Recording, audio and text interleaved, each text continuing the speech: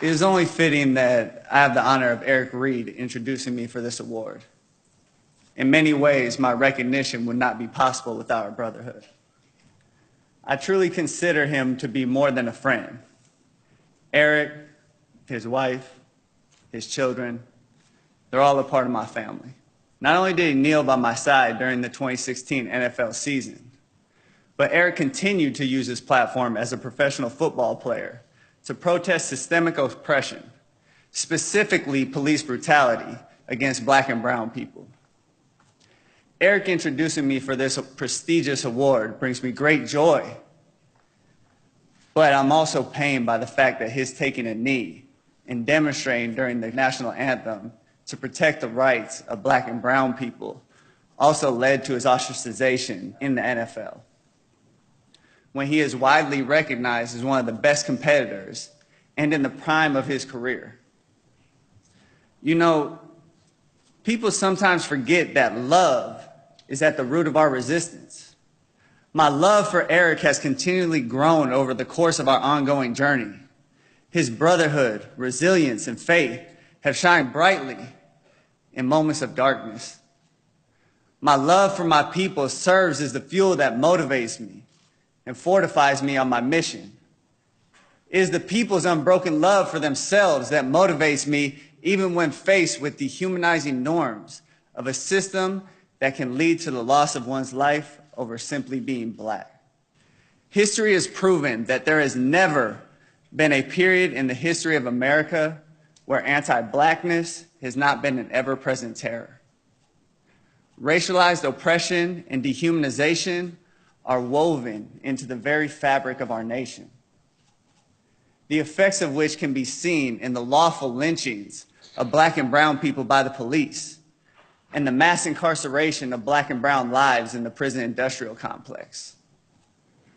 While America bills itself as the land of the free, the receipts show that the U.S. has incarcerated approximately 2.2 million people, the largest prison population in the history of humankind. As police officers continue to terrorize Black and brown communities, abusing their power and then hiding behind their blue wall of silence, the laws that allow them to kill us with virtual impunity, I have realized that our love, that sometimes manifests itself as Black rage, is a beautiful form of defiance against a system that seeks to suppress our humanity, a system that wants us to hate ourselves. But I remind you, it is love that is at the root of our resistance. It is our love for 12-year-old Tamir Rice, who was gunned down by the police in less than 2 seconds, that will not allow us to bury our anger. It is our love for Philando Castile, who was executed in front of his partner and his daughter, that keeps us fighting back. It is our love for Stephon Clark, who was lynched in his grandma's backyard, that will not allow us to stop until we liberate our people. Our love is not an individualized love. It is a collective love. A collective love that is constantly combating forms of racialized hate. Chattel slavery, Jim Crow, new Jim Crow, massive plantations, mass incarceration, slave patrols, police patrols.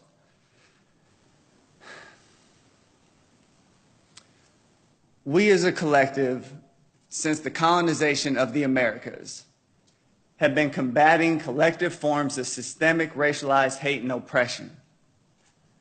But I am hopeful. I am inspired. This is why we have to protest. This is why we are so passionate. We protest because we love ourselves and we love our people. It was James Baldwin who said, "To be Black in America and to be relatively conscious is to be in a rage almost all the time." My question is, why aren't all people? How can you stand for the national anthem of a nation that preaches and propagates freedom and justice for all, that is so unjust to so many of the people living there? How can you not be in a rage when you know that you are always at risk of death in the streets or enslavement in the prison system? How can you willingly be blind to the truth of systemic racialized injustice? when Malcolm X said, "I'm for truth, no matter who tells it. I'm for justice, no matter who it's for or against.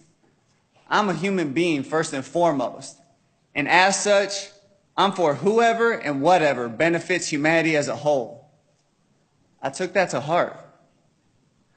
While taking a knee is a physical display that challenges the merits of who is excluded from the notion of freedom, liberty, and justice for all, the protest is also rooted in a convergence of my moralistic beliefs and my love for the people. Seeking the truth, finding the truth, telling the truth, and living the truth has been and always will be what guides my actions. For as long as I have a beating heart, I will continue to work on this path on behalf of the people. Again, love is at the root of our resistance. Last, but certainly not least, I would like to thank Amnesty International for the Ambassador of Conscience Award.